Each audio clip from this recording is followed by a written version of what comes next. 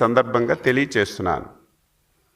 5 సంవత్సరాలు మాట్లాడితే నా హయాంలో ఒక్క రైతైనా రోడ్డు మీదకి వచ్చాడా అని చెప్పి మాట్లాడుతున్నా.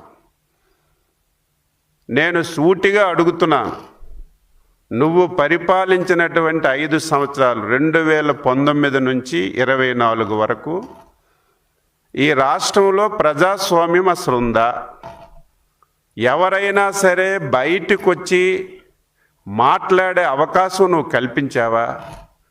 మాలాంటి పార్టీకి, మాలాంటి నాయకులకు కూడా కనీసం నోరు విప్పి మాట్లాడే అవకాశం లేకుండా చేసి, మా ప్రభుత్వంలో ఒక్కసారైనా సరే రైతులు రోడ్డు మీదకి వచ్చారని నిస్సిగ్గుగా నువ్వు మాట్లాడుతుంటే ఈరోజు ఆశ్చర్యం కలుగుతుంది.